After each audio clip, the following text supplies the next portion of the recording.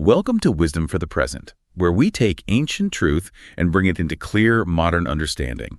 This episode uses AI-generated narration based on human-researched and written material. Yeah, and today's deep dive is, it's genuinely one of the most fascinating texts we've ever looked at. We're getting into books 11 and 12 of the Meditations. Right, the private diary. Exactly. Written by a man who could command legions, dictate the fate of whole nations, and basically have the entire known world reshaped to his whims. Which is just wild to think about. It really is. But, when you open the pages of this text, he isn't plotting conquests. He isn't reveling in all that authority. Yeah, not at all. He is frantically trying to figure out how to conquer the only thing he couldn't control with an army, which is his own mind. I mean, that is just one of the most staggering paradoxes in human history, right? Absolutely. We have the absolute ruler of the Roman Empire, literally the most powerful human being on the planet at that time.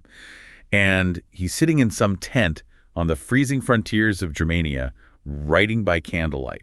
Yeah, just scratching out notes to himself. Right, notes about how to not let it all go to his head. He's actively trying to build this fortress against his own anxiety, his own ego, and just the immense pressure of his position. And that historical reality, that pressure, is absolutely essential to understanding why these specific books are so intense. It totally changes the reading. Exactly, because the author wasn't some academic philosopher living in a quiet villa somewhere, just casually theorizing about the good life. Right, he was in the trenches. Literally and figuratively. He was writing during the Antonine Plague, which was a pandemic that absolutely devastated the empire. Unimaginable scale of death. Yeah. And on top of that, he was dealing with relentless wars against Germanic tribes.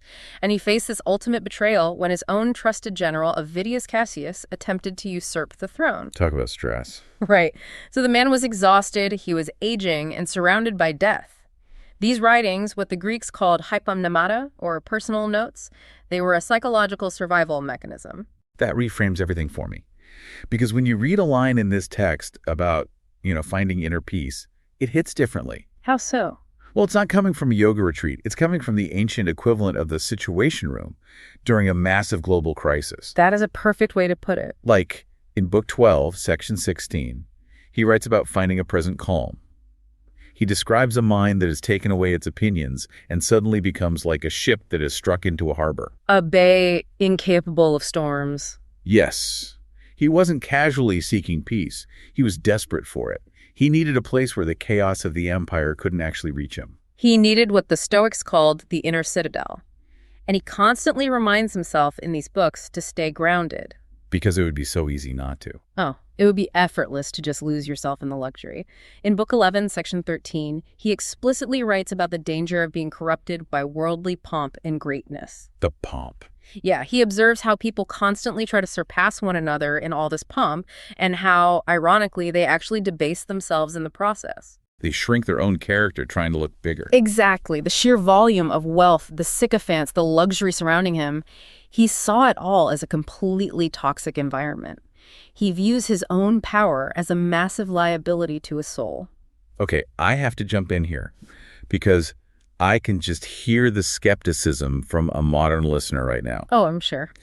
It is incredibly easy to preach detachment from material wealth when you literally live in a palace. Right. Like when a billionaire today tells you that money doesn't buy happiness, it often rings completely hollow to someone who is, struggling to pay rent. Sure. And the author of this diary had unlimited resources.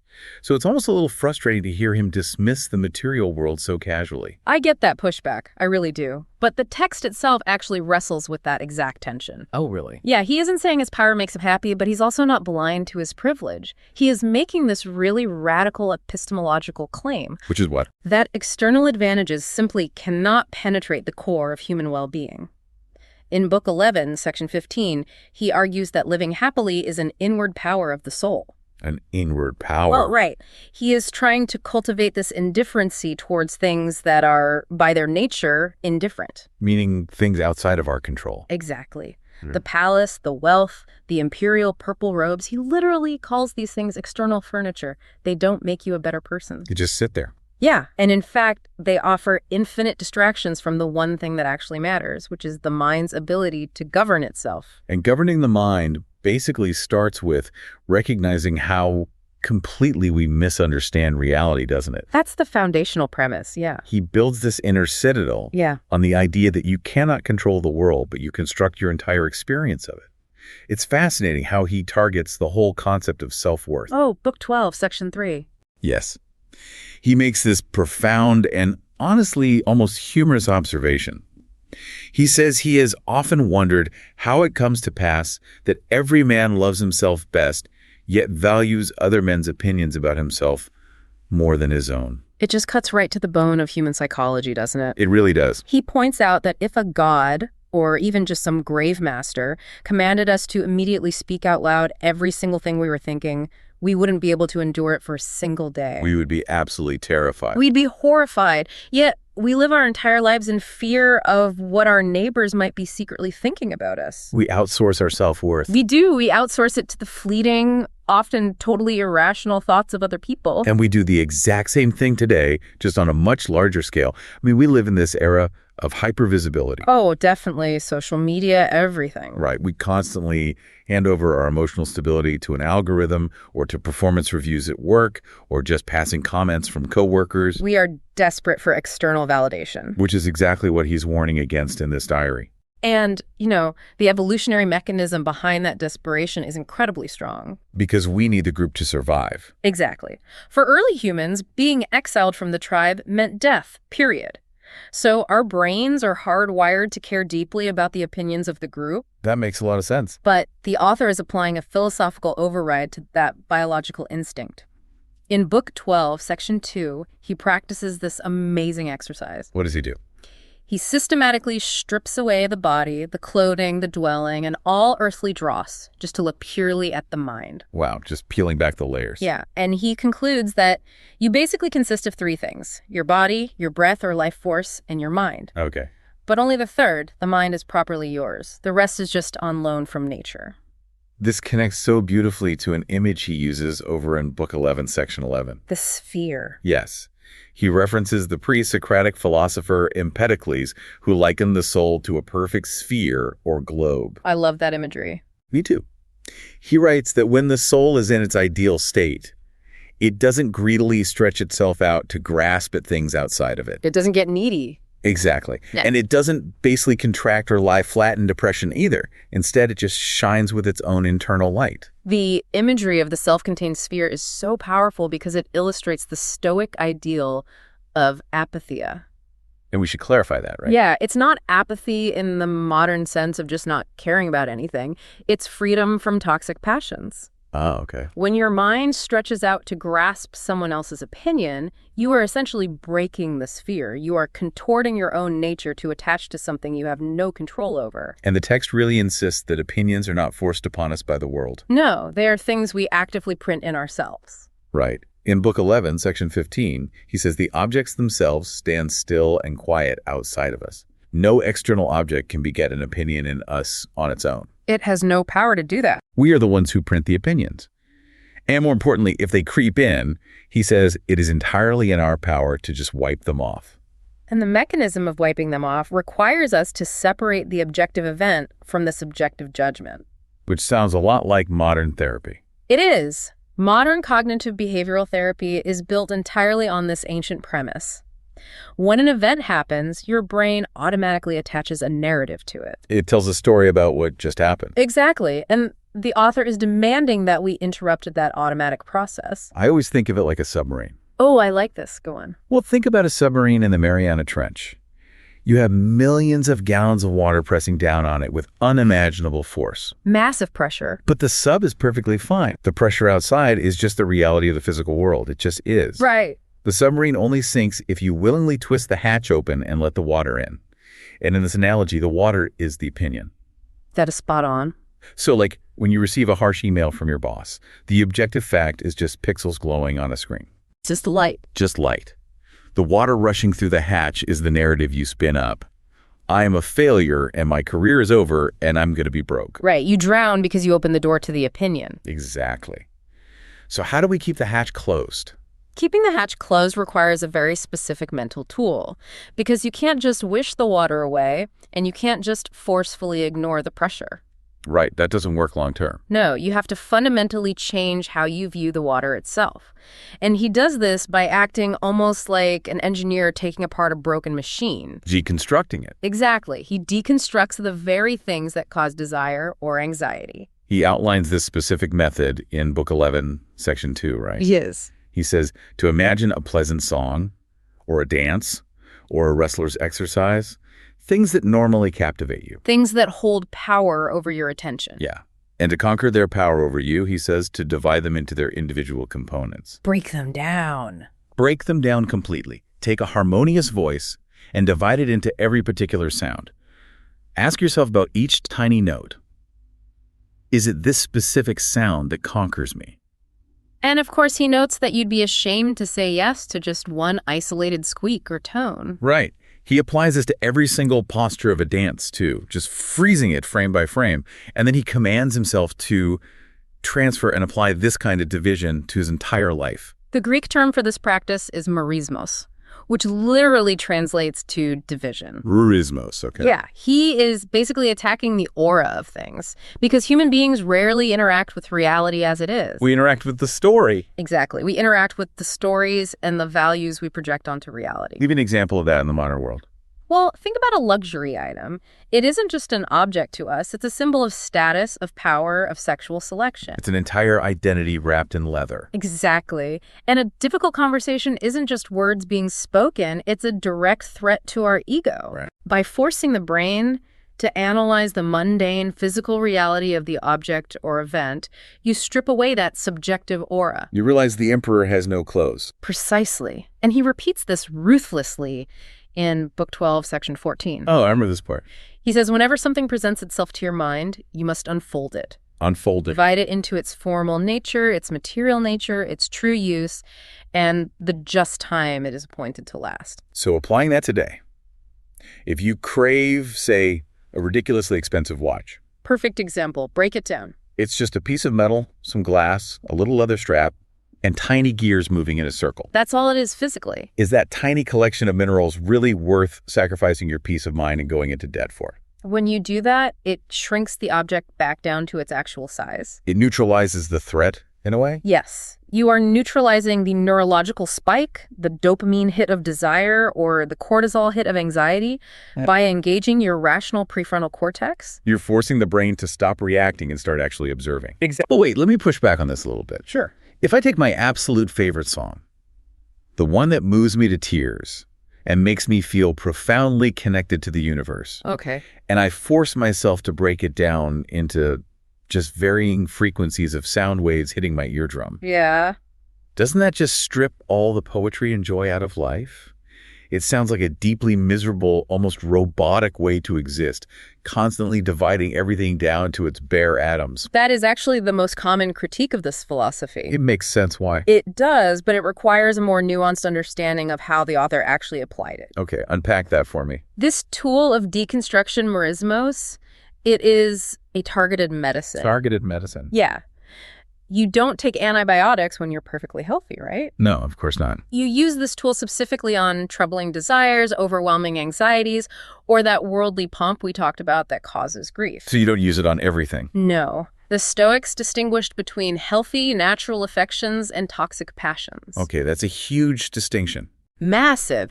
If you are holding your child or enjoying a beautiful piece of art, you don't need to deconstruct it into carbon and water. Because it's not sinking your submarine. Exactly. You only deploy this division tactic when an object or an event threatens to breach your hull. Okay, so the application really requires a high level of discernment from the listener. Absolutely. Like, when I'm intimidated by a huge upcoming presentation at work, I should break it down. Yes. It's just my vocal cords making noise in a room with some chairs for 20 minutes while other humans process those sound waves. It shrinks the anxiety. It's not a lion coming to eat me. It's just sound waves and chairs. Exactly. But when I'm enjoying a great dinner with my friends, I leave the analytical scalpel in the drawer. That is exactly the right approach. It's all about taking power away from the things that make you storm and rage, as he puts it. Which is easier said than done. Of course. And applying this analytical scalpel to objects and events is one thing. It becomes exponentially more difficult when the thing threatening your peace of mind is another human being. Because objects don't talk back. People do. which moves us perfectly into how the text handles social friction and forgiveness. A huge theme in these books. It really is, because despite all this talk of internal fortresses and protecting the mind, the author is deeply concerned with how we treat each other. He absolutely rejects the idea of cutting yourself off from humanity. He does. In Book 11, Section 7, he uses this devastating analogy of a tree branch. I love the tree analogy. He says a branch cut off from the branch next to it is necessarily cut off from the whole tree. You can't just sever one connection without affecting your relationship to the whole structure. Right. And in the exact same way, a man who hates his neighbor and divides himself from another man is divided from the whole society. Because the author was heavily influenced by the Stoic concept of sympatheia. Which means? It's the idea of a mutual interdependence among all living things. The cosmos is a single living organism. So we're all connected. Yes. So to hate another person is literally an act of self-mutilation. And he adds this brilliant piece of botanical accuracy to the tree analogy, too. Oh, about grafting. Yeah. He notes that a gardener can graft the cut branch back onto the tree. We can reconcile with those we've cut off. We can forgive. We can. But, he warns, a branch that was cut off and grafted back on is never quite the same as the branch that sprouted together at first and stayed united. A scar remains. A scar remains. The structural integrity is permanently altered. It is such a stark warning against letting petty anger sever your connections in the first place. It really is. And he demands this profound level of sincerity in how we maintain these connections. Oh, you're thinking of a metaphor in Book 11. Book 11, Section 14. It contains one of the most hilariously earthy metaphors in all of ancient philosophy. It's so unexpected from an emperor. Right. He was discussing what true sincerity looks like. And he says you shouldn't have to announce to people, I'm going to be honest with you now. Like preceding a statement with, to be perfectly frank. Exactly. He says true sincerity should be like a person whose armholes are offensive. Armholes meaning armpits. Meaning terrible body odor. If someone has terrible body odor, they don't need to announce it? No. The moment you stand near them, you just know. It's undeniable. Right. He says goodness and simplicity should radiate off you in the exact same undeniable way. You cannot fake true character. It precedes you into the room. It's such a bizarre, visceral image for a Roman emperor to use, but it perfectly captures the idea that virtue isn't a performance. It's an unavoidable presence. But maintaining that unavoidable presence of goodness is incredibly difficult when dealing with hostile or ignorant people. Which he dealt with constantly. Right. So to help himself manage this, he compiles a literal checklist in Book 11, Section 16. The gifts. Yes, he calls them the 9 gifts from the Muses, plus a bonus 10th gift from Apollo's leader, Hercules. It is essentially a cognitive toolkit for dealing with toxic people without losing your own philosophical center. Let's walk through a few of the key ones because they are so practical. Let's do it. The first gift sets the baseline. He reminds himself that we are born for each other. Just like the tree branch. Exactly. A ram is first in a flock, a bull in a herd, and humans are made for community. We have to live together. But the third gift is where it gets really, really deep. He tells himself that if people are doing wrong, they are doing it through mere ignorance. Mere ignorance. That's a bold claim. It is. Here he is pulling directly from Socrates and Plato. The Socratic paradox. Right? Yes. The paradox states that no soul doth willingly err. Meaning nobody wakes up and decides to be evil just for the sake of it. Exactly. The idea is that every human being, no matter how wicked their actions, believes they are pursuing something good for themselves. Even if their definition of good is totally warped. Right. A thief steals because they believe having wealth is a greater good than maintaining honesty. Their understanding of what is truly good has been corrupted. It's a calculation error in their soul. That's a great way to put it. So when you view a hostile person not as some demonic entity intentionally trying to destroy you, but as someone suffering from profound moral ignorance. Your anger turns into pity. Exactly. That is a massive paradigm shift. Instead of seeing malice, you just see blindness. It diffuses the anger immediately. And then he follows this up with the fourth gift, which is just a brutally honest reality check. Oh, this one hurts. It does, he says. Realize that you sin too. You transgress in many things. Look in the mirror. Right. He points out that even if you hold back from a specific bad act out of fear of getting caught, or maybe out of vanity, you still have the disposition in you. You're capable of it. You are just as flawed as the person annoying you. This completely dismantles self-righteousness. When we are offended, we automatically place ourselves on this moral pedestal. We're the innocent victim. Yeah, and the author forces himself to step off that pedestal. Which leads right into the seventh gift. Which brings us back to the mechanism of the mind. The submarine hatch. Exactly. He reminds himself that it is not their actions that trouble him, it is his opinion of their actions. We print the opinion. Right. He tells himself to just remove the judgment that a grievous wrong has been done, and the anger will instantly vanish. And the eighth gift underlines the cost of holding on to that anger. The collateral damage. Yeah. He notes that anger and grief over an offense cause you far more damage than the original offense ever could. Think about that. The person who insulted you harmed your reputation for, what, a moment? A fleeting moment. But you're raging anger over it. That harms your actual character. It ruins your day. It spikes your blood pressure. You're doing the damage to yourself. Exactly. But the bonus round, the 10th gift from Hercules. I think this is perhaps the most practical advice for the modern world in the entire book. Oh, I agree completely. He writes that expecting the world to have no wicked men in it is the literal definition of madness. It is a madman's part to demand the impossible. And we suffer from this madness constantly today. Oh, every day.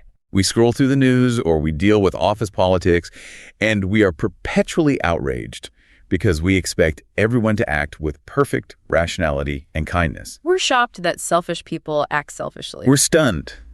But the text is telling us that expecting flawlessness in humanity is not just naive, it is tyrannical. It is. Think about the application to modern polarization. Oh, this is a huge one. People are cutting off family members. They're destroying decades-long friendships, isolating themselves completely over ideological differences. You see it constantly with modern politics. People Okay. completely severing the tree branch over left-wing or right-wing views. Exactly. And to be clear, as we discuss this, we are not taking sides here. No, of course not. The wisdom here isn't about whether one side's worldview is correct or incorrect. It's about how you manage yourself. Right. The profound wisdom isn't about validating someone else's toxic behavior or agreeing with a political viewpoint you find abhorrent. It is about emotional hygiene. Yes.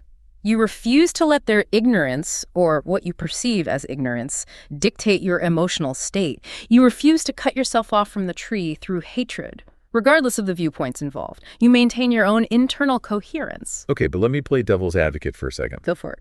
Doesn't this run the risk of turning us into doormats? How so? Well, if I'm constantly telling myself that the person wronging me is just ignorant, and I shouldn't get angry, and I should just accept that wicked people exist, am I just letting people walk all over me? It's a very common concern, but the author aggressively rejects the idea that forgiveness and calm equate to weakness. He does. Oh, explicitly. In that same section, he discusses meekness and gentleness, and he describes them as things that are unconquerable. Unconquerable gentleness. Yeah, he explicitly states that in true gentleness, there is strength and nerves, or vigor and fortitude, whereof anger and indignation is altogether void. So anger is the weakness. He views anger as a catastrophic weakness. It's a wound. The person who loses their temper has cowardly yielded to their passions. The person who remains calm, observant, and rational, that is the person holding the actual power. It is supreme emotional control. When you are outraged, the other person owns you. Exactly. But when you are calm, you own yourself. The practical question we have to ask ourselves when we feel that outrage building is simply, am I demanding a world without flawed people? Because that world doesn't exist. Right. In Book 12, Section 12, he compares being angry at vicious men to being angry that a fig has moisture or a horse neighs. It's their nature. When you expect a fig to be dry, you are literally fighting nature. Expect humans to act like humans. Yes. When you expect people to be flawed, their flaws stop feeling like a personal insult against the fabric of the universe. You move from a state of emotional reactivity to a state of strategic management. Right. You observe the moisture in the fig and you deal with it rationally instead of screaming at the fruit. Now, as timeless as all this social wisdom is, we inevitably hit moments where the text feels profoundly alien. Oh, definitely. We have to address that. We are, after all, reading the private thoughts of a 2nd century Roman emperor. We have to apply a serious layer of discernment as modern listeners because there is some ancient baggage here that clashes heavily with how we understand the world today. It is vital to remember that we aren't treating this diary as infallible scripture. Not at all. It's a brilliant philosophical text, but it is deeply bound by the cosmology and the sociology of its specific era. A perfect example is what we might call the age 40 rule in Book 11, Section 1. Oh, yeah. This one is tough for modern readers. Very tough. The author confidently claims that anyone who has reached the age of 40, if they have any win at all, has basically seen everything past and future. Everything. He argues that human nature and the world never change. It's all just a revolution to the exact same state. As someone living in the 21st century, this feels incredibly bleak. It does. It implies that life is just a boring rerun after middle age. There's no novelty. To understand why he wrote that, we have to understand the Greco-Roman view of time. Which is very different from ours. Completely different. The Stoics believed in ekpyrosis. Ekpyrosis. What is that? It's the idea that the universe is periodically destroyed by fire and then reborn, playing out the exact same events in a grand eternal cycle. So history literally repeats itself. Exactly. There's nothing truly new under the sun. This is the absolute opposite of the modern post-Enlightenment view of history, where we believe in an upward trajectory of linear progress. Right. We anticipate technological leaps, social evolution, medical breakthroughs, things a Roman emperor couldn't possibly conceptualize. He wasn't predicting that you'd be bored by your smartphone at 40 because the concept of technological disruption didn't even exist for him. He believed the script of human drama, the greed, the love, the fear, the political betrayal, and death was permanently fixed. Exactly. And we see another major sticking point appear in Book 11, Section 3. The critique of the Christians. Right. He praises the soul's rational readiness for death, which is a core Stoic virtue. But then he explicitly critiques the Christians. And what's his problem with them? He says readiness for death must come from a peculiar judgment and gravity, not from an obstinate and peremptory resolution, violently and passionately set upon opposition. So he thinks they're doing it wrong. Yeah, he claims they do it with noise and passionate exclamations. He disdains the theatrics. It's a fascinating historical collision, really. It is. Because he is looking at these early Christian martyrs who were willingly going to their deaths in the arenas, and he isn't impressed by their bravery. He's annoyed by their lack of decorum. Right. He views them as disruptive to the social order.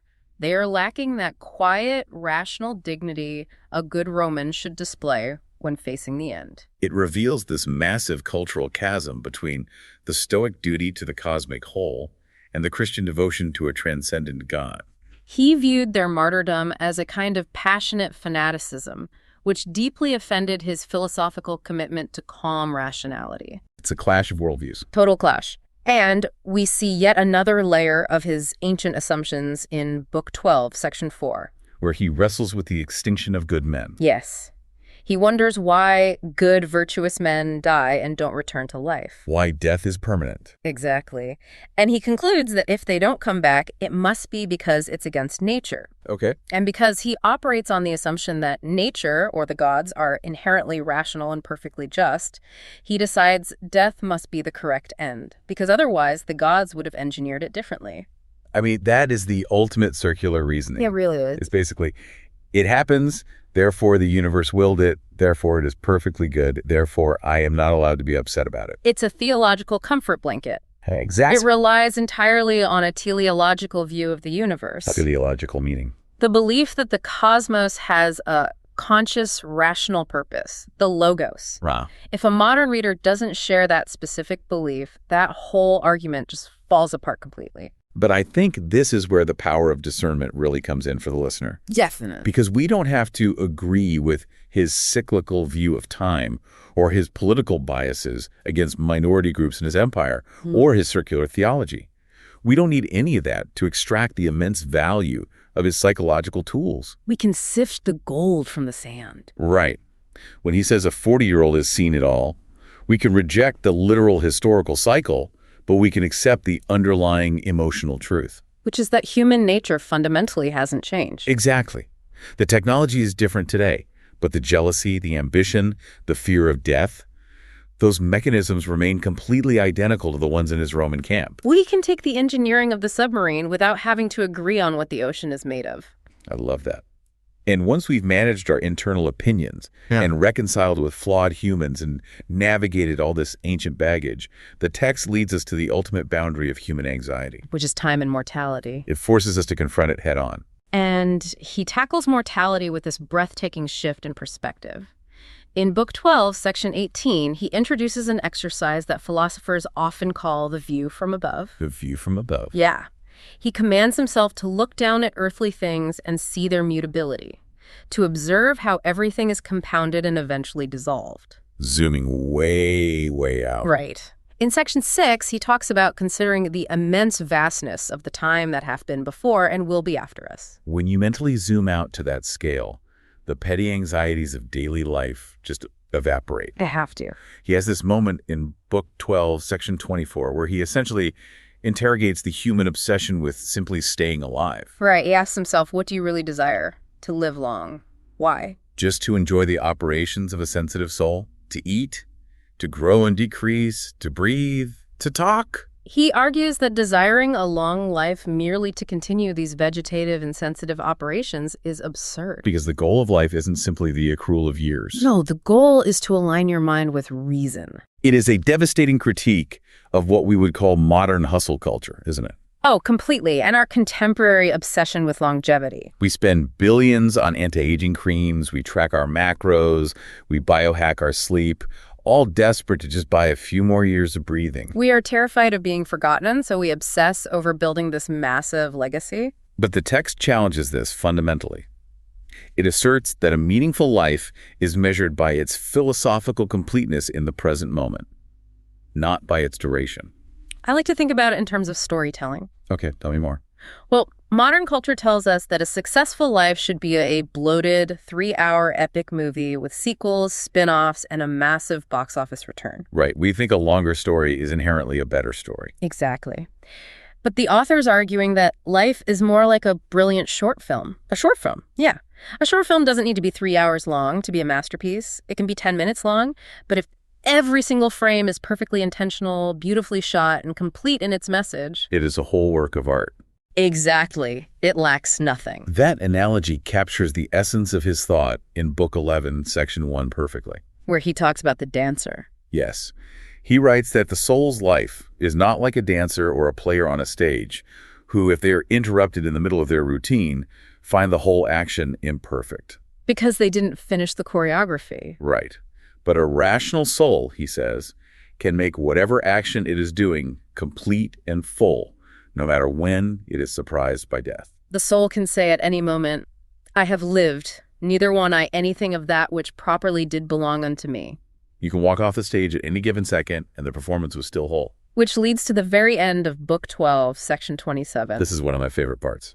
It contains one of the most hauntingly beautiful closing analogies in all of literature, I think. He compares dying to an actor being dismissed from the stage. Right, by the praetor, the magistrate who hired him. And the actor protests, complaining, but there are but 3 acts yet acted. He's saying, I haven't finished a standard 5-act play. I haven't lived to old age. And the praetor replies, Thou hast well said, for in matter of life, 3 acts is the whole play. 3 acts is the whole play. It just gives me chills. The person who determines when the play is over is the author of the play, the cosmos, not the actor.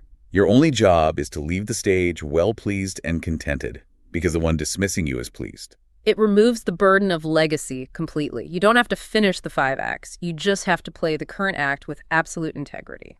It relieves an immense amount of pressure. When you are completely overwhelmed by a modern crisis, a massive career setback, a sudden financial loss, or a deep public embarrassment, the most practical thing you can do is to adopt that aerial perspective.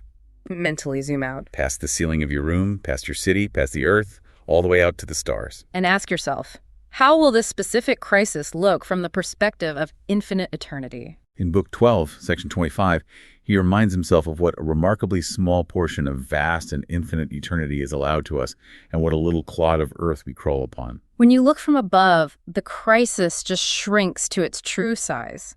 The 3 acts are enough. It contextualizes our pain. It doesn't deny that the pain exists, but it places it in a container vast enough to hold it without the container breaking. We've covered the sovereignty of the mind, the deconstruction of reality, the physics of forgiveness, and the vastness of time.